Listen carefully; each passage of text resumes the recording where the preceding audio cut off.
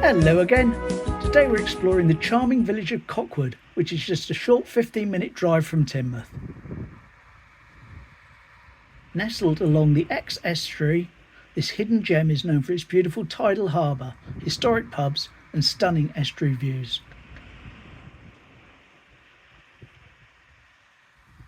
So, let's go and get a taste of Cockwood and see why it's such a peaceful and picturesque spot to visit. These are the Cockwood steps. They take you up, right up towards the trains, which is quite nice. Get up nice and close. There we go. Look at that. Cockwood steps. Smash in. And we can go across, can we? Yes, we can go across here. Right, oh, so let's go across then. This is a new one for me, being allowed to just cross the line. Lovely. Children, look left, look right, look left, look right, nothing coming.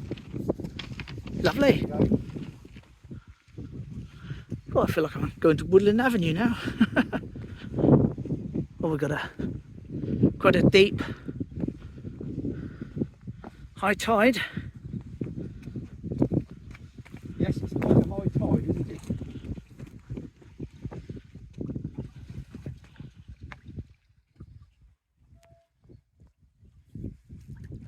What we look is that it's over there? They're over there. Yep. Right in front of you. There is the wreck of the South Coaster.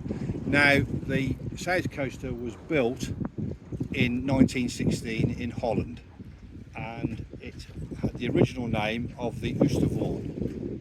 Now, the South Coaster had several other names before it became the South Coaster and came to this country. And it was registered in London, and it was commissioned by the Royal Navy to deliver coal between South Shields and Exmouth. And as it entered the harbour into Exmouth, the sandbar, it got caught on the sandbar, and it was stuck on there for 8 days. They couldn't move it. They brought a tug, a landing craft to try and pull it off, and nothing would move it. Now, it was facing into a southwesterly position, and unfortunately they had a stall, and the captain had to abandon ship. 13 souls on board, all abandoned. It was unretrievable, so what they did, they pulled it up into the present position you see now, and it's remained there to this day. As you're looking at now, that is now the position of the wreck of the old South Coaster.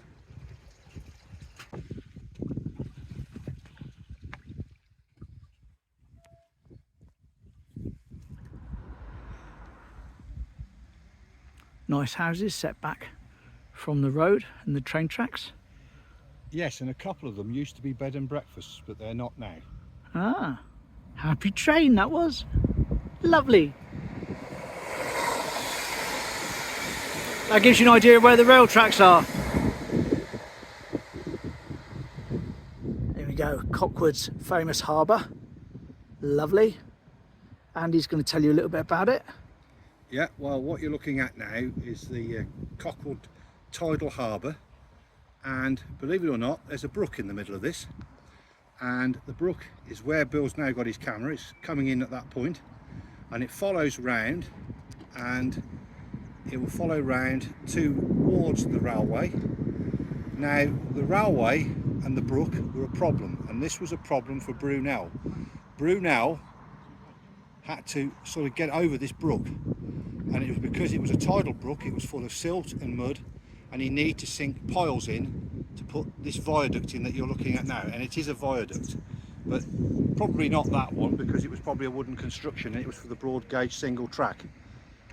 But they did sink piles down to 35 feet in the end to find bedrock, and they managed to get the railway working from it. So this was part of Brunel's headache, but he managed to overcome it, and it's now a usable railway as you see today. And there's more information on that bridge in the links below in the video description. So here we go. Nice little gentle flight, fairly low, along the edge of the harbour. That's the main road going along. We'll be walking along there shortly. And ahead of you, where that van's gone, is the main road to Star Cross.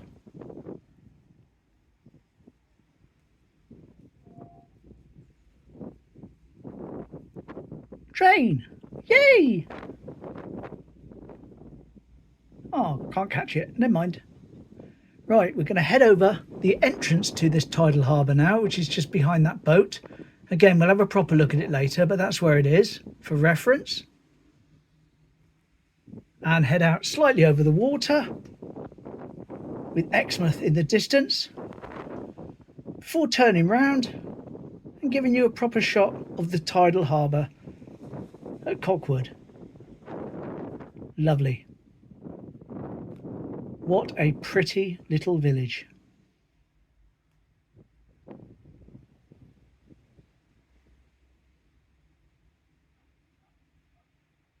Very quiet, very secluded, very beautiful.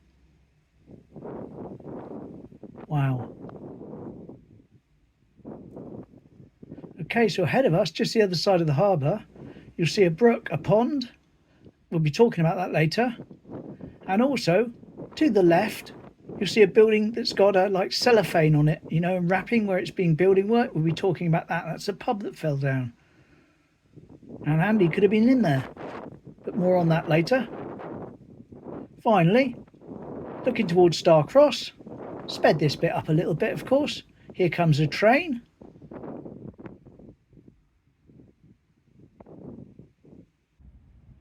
Whee! Yay, train! There he goes. And last but not least, we're in the middle of the village now, pulling out, having a look at the houses. Lovely.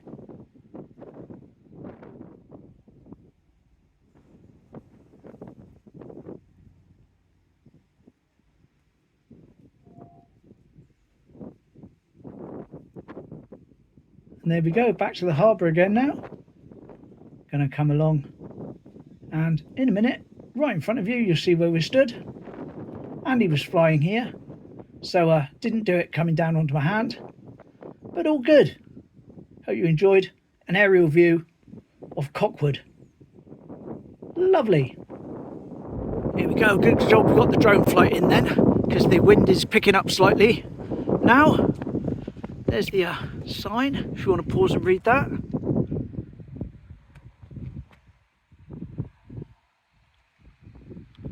Lovely. And we're going to have a look at these two pubs. One of them isn't open, one of them is. And I think we've got then and now as well. Lovely. Hope it doesn't start to rain. Don't need any Cockwood liquid sunshine today. Not at all.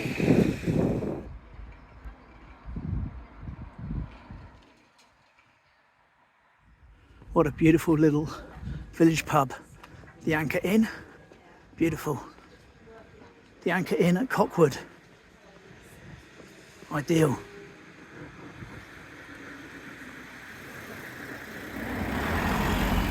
Got an old picture of that as well, which we'll line up in a sec. I think it had a thatch roof in this picture, I'm not sure, we'll have to see. And here we go, the Anchor, when it had a thatch roof. It's been built on since, of course, but you can see the chimney. Here we go.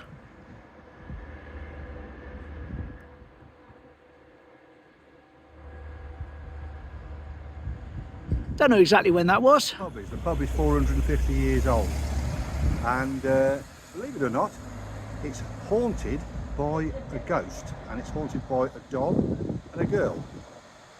Not really much more to say on it, apart from the fact that it was a seaman's mission, and it was very popular with sailors and smugglers alike. Lovely. Well, this is the other pub. This is the Ship Inn, but as you can see, it's not in very good shape.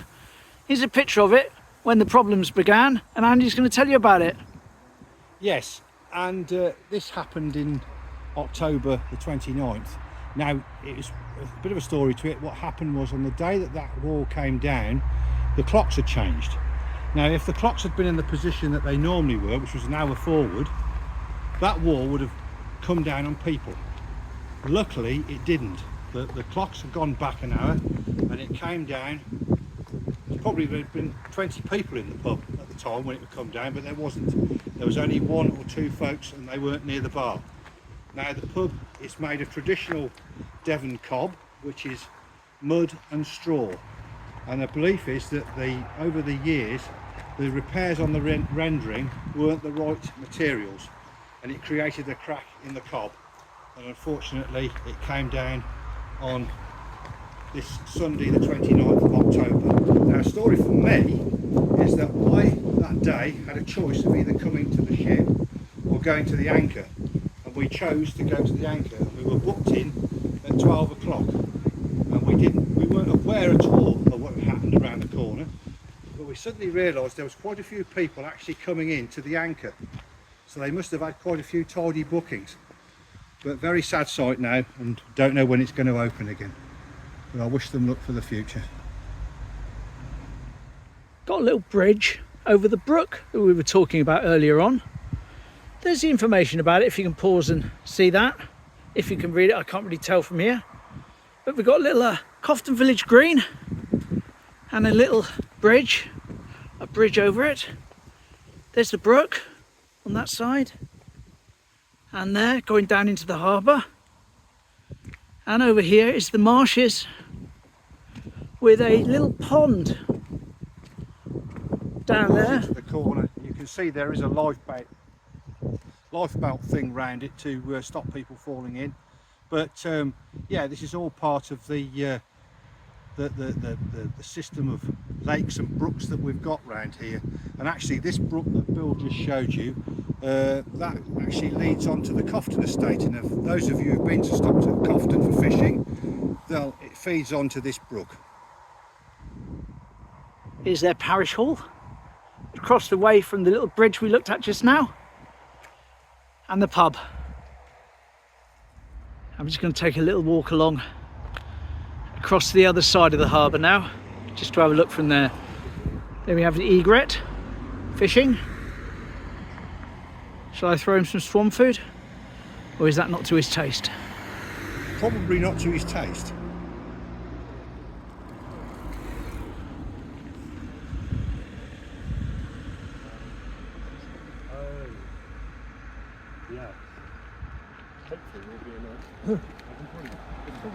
There we go, that's the entrance there to the Tidal Harbour here, where the water comes in and out.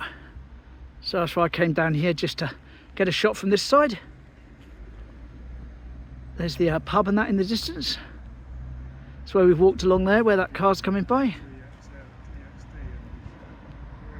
And we're back now on the main road, carrying on to Starcross with the Brunel Atmospheric Museum.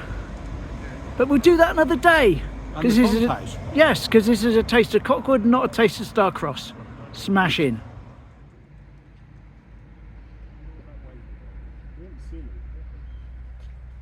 As we walk back, look over the side, and we see Stapp Lake Brook flowing down along there. This is the back of where we were looking just now, and of course it goes round and into the harbour. So that's where the brook comes into the harbour.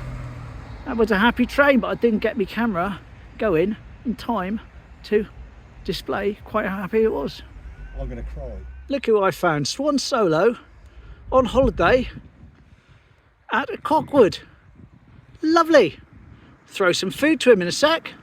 Well, there he goes. I tried to give him some food, but he's so busy with his head under the water pulling up weed and that he's not interested. Not at all. No, never mind though. All good, I tried. One last shot of the little viaduct before we start making our way back. So say, link all about that in the description. And there we go. So that was the little harbour and surrounding area at Cockwood. Now I'm going to start making our way back now. And there we go. Hope you've enjoyed what was just a taste of Cockwood. A few interesting facts, quick look around. Interesting how the railway's nice and close, and that little bit up there that we walked across, smashing. So that's it for today. Hopefully see you again tomorrow for another video, back in Teignmouth of course. And thanks for joining me. Thanks for joining us actually. Thanks for Andy as well. Thank you very much. And yeah, lovely. Smashing. See you then. Bye. Bye bye.